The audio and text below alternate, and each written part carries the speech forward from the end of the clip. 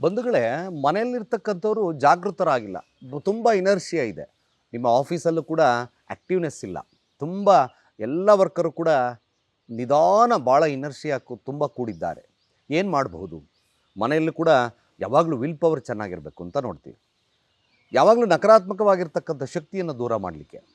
ಹಾಗೆ ಆಫೀಸಲ್ಲೂ ಕೂಡ ನಕಾರಾತ್ಮಕ ಶಕ್ತಿ ಯಾವಾಗಲೂ ಕೂಡ ತುಂಬ ಆ್ಯಕ್ಟಿವ್ನೆಸ್ ಇರಬೇಕು. ಎಲ್ಲರೂ ಕೂಡ ಆ್ಯಕ್ಟಿವ್ನೆಸ್ ಇದ್ದರೆ ಒಂದು ಆಫೀಸ್ಗೆ ಕಳೆ ಬರುತ್ತೆ.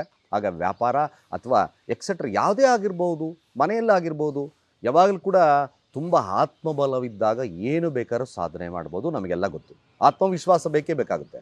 ಆತ್ಮವಿಶ್ವಾಸ ಹೊಂದಿದ್ರೆ ಏನು ಗುರಿಯನ್ನಾದರೂ ತಲುಪ್ತಕ್ಕಂಥ ಶಕ್ತಿ ನಮ್ಮಲ್ಲಿ ಬರುತ್ತೆ. ಆ ಶಕ್ತಿಯನ್ನು ತುಂಬಲಿಕ್ಕೆ ಸಹಾಯ ಮಾಡ್ತಕ್ಕಂಥದ್ದು ನಮ್ಮಲ್ಲಿ ನೋಡಿ 7 ಕುದುರೆಗಳ ತತ್ವ. 7 ಕುದುರೆ ಅಂದರೆ ನಮ್ಮ ಪ್ರಾಣಶಕ್ತಿಯನ್ನು ಎದುರಿಸ್ತಕ್ಕಂಥದ್ದು ಸೂರ್ಯನ ತತ್ವ.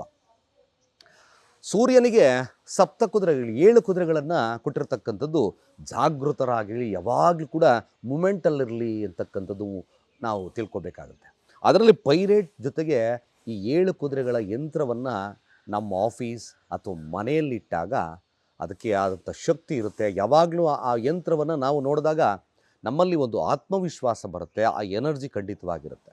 ಭಾನುವಾರ ನೀವು ಇದನ್ನು ಪೂರ್ವದ ಭಾಗಕ್ಕೆ ಆಗ್ತಕ್ಕಂಥ ಕೆಲಸ ಮಾಡಿ.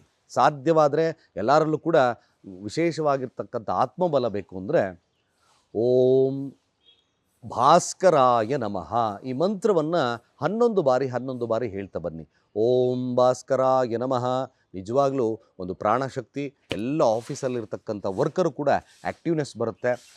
ಬೆಳಗ್ಗೆ ಆತ್ಮಬಲ ಜಾಸ್ತಿ ಆಗುತ್ತೆ, ಶುಭವಾಗ್ತದೆ. ಖಂಡಿತ ನಿಮಗೆ ಬೇಕಾದಲ್ಲಿ ನಮ್ಮ ಕೆಳಗಿನ ನಂಬರ್ ಡಯಲ್ ಮಾಡಿ ರಿಜಿಸ್ಟರ್ ಮಾಡ್ಕೊಳ್ಳಿ.